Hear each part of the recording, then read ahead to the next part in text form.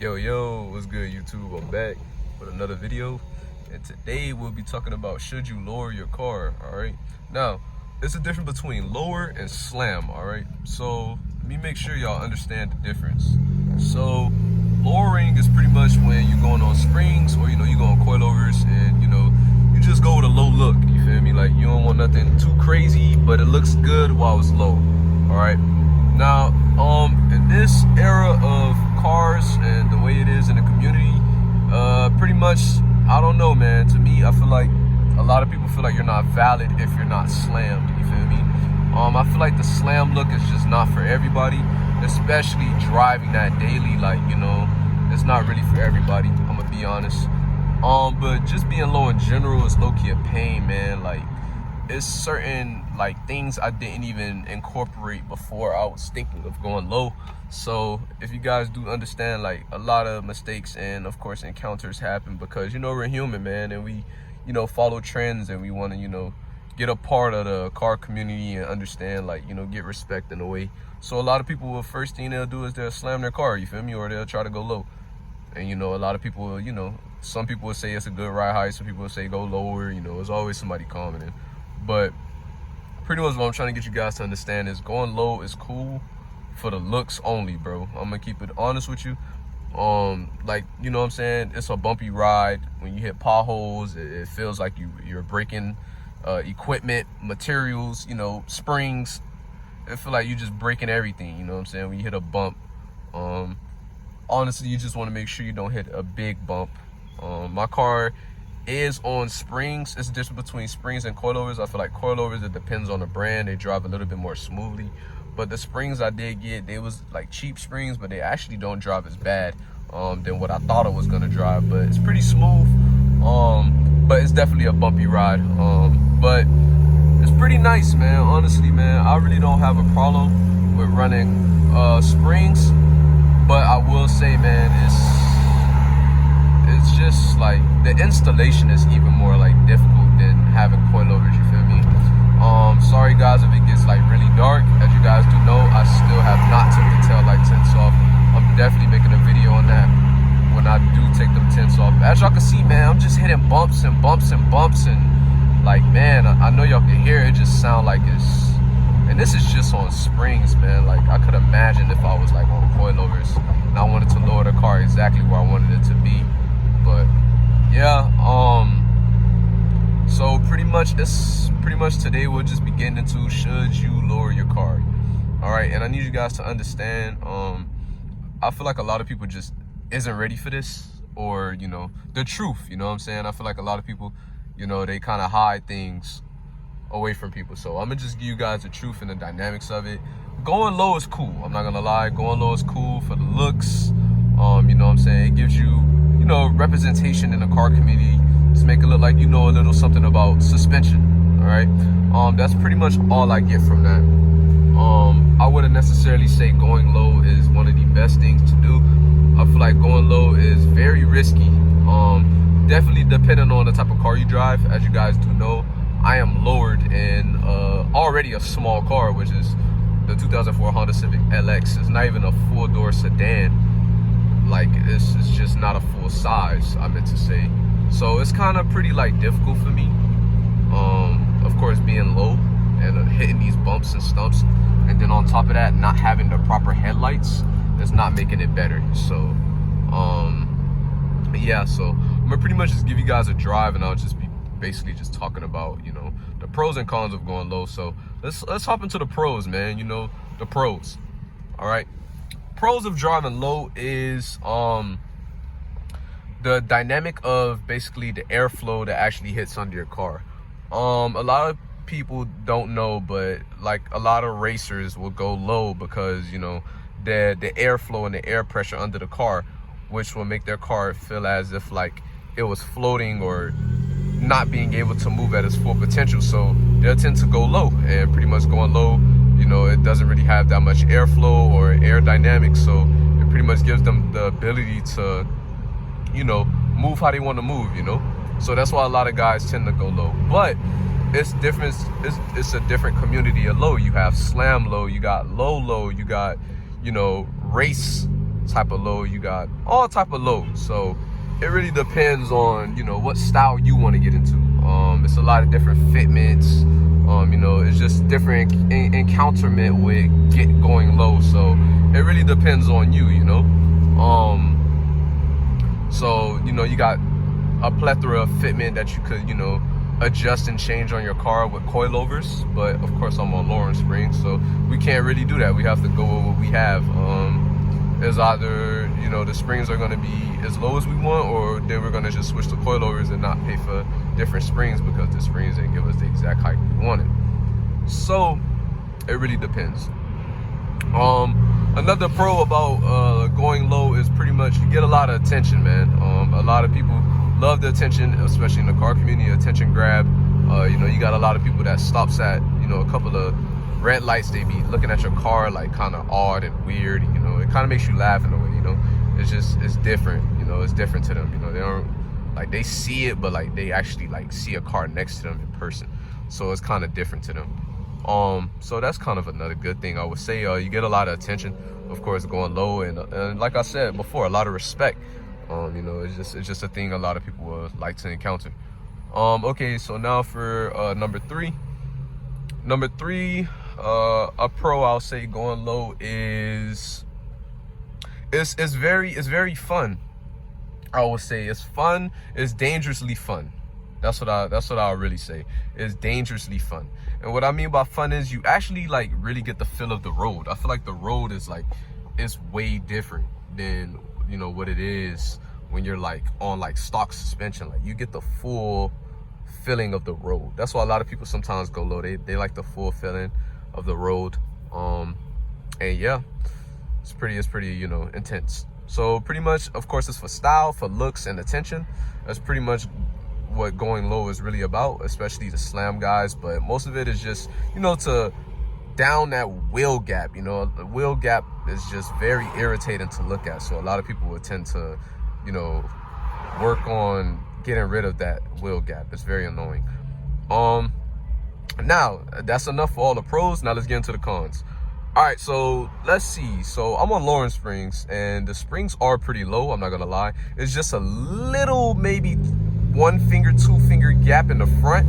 So pretty much it looks like I'm on coilovers. All right, so it looks like I'm on almost not max coilovers, but it looks like I'm on coilovers that are definitely almost maxed out. Like I could almost be slammed.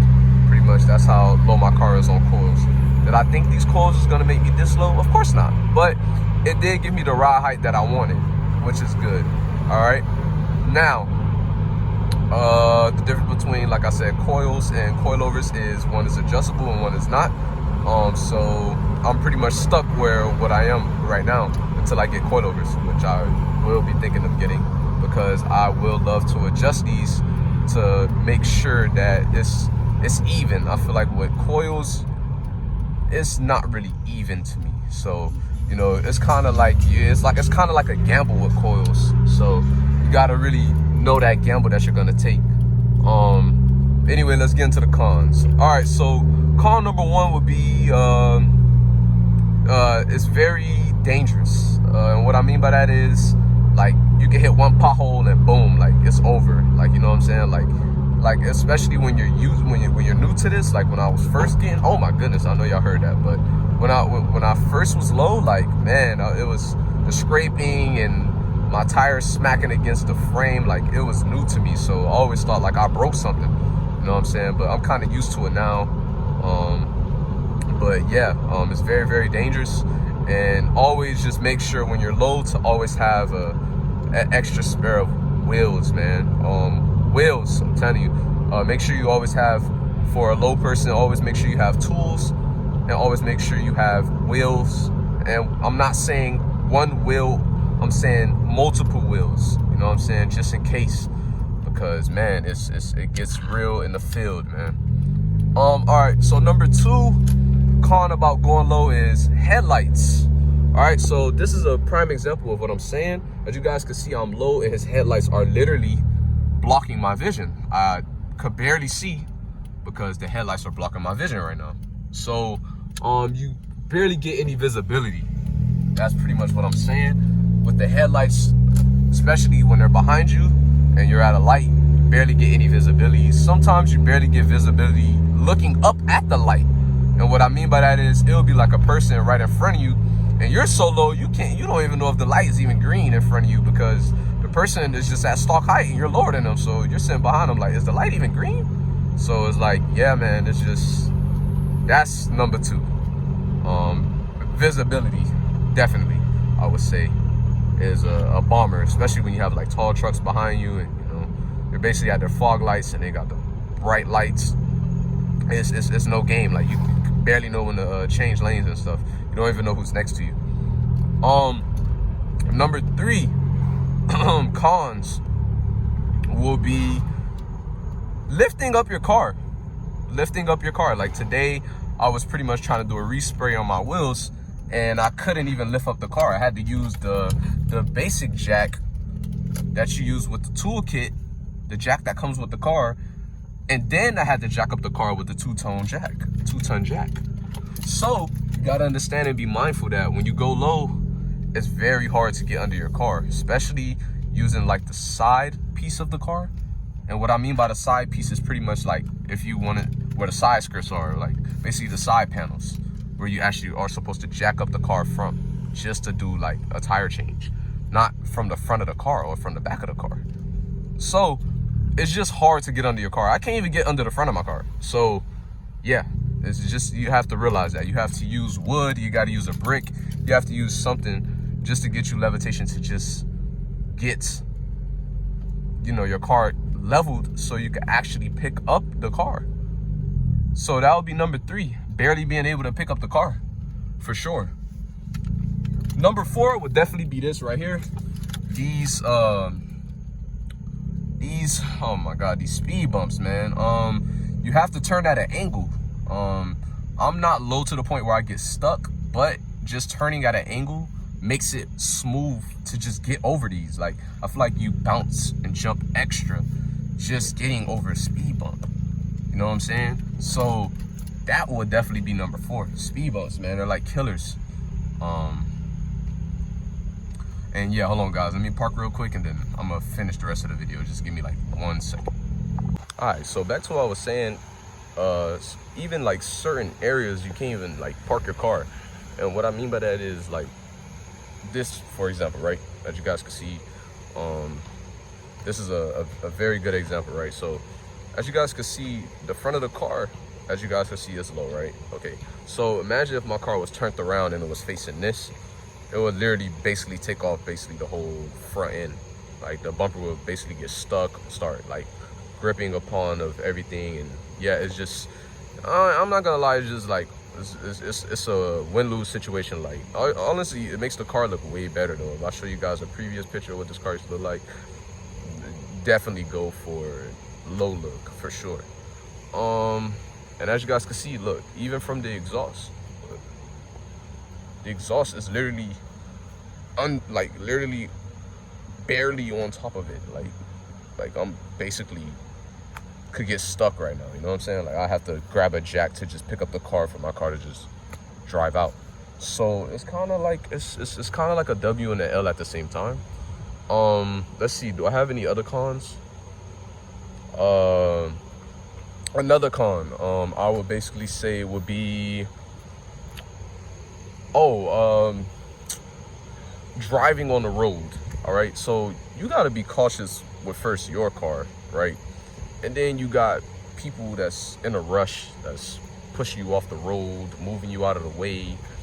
Like, it's very annoying. Like, you know, you try to go the speed limit so you could dodge all the potholes and make sure, you know, you're not damaging your own car, but you know, it's just maniacs on the road that's just trying to just maneuver you out the way. Like, you're going the speed limit and they're trying to like outrace you, you know what I'm saying? You know, it's just crazy, man. Like, you know, every time I drive this car, I have to worry about the person behind me either trying to honk at me or trying to get over quickly, and then not understanding that it's somebody in front of me, so that I'm just going the speed limit just because, you know, and honestly because my car is low. But yeah, you know, it's crazy trying to dodge a few things, and then now you got to worry about this other guy or this other person trying to maneuver you and move you out the way. So definitely driving will be another pain, you know what I'm saying? Just people on the road, they just make it like a little bit harder for you, you know?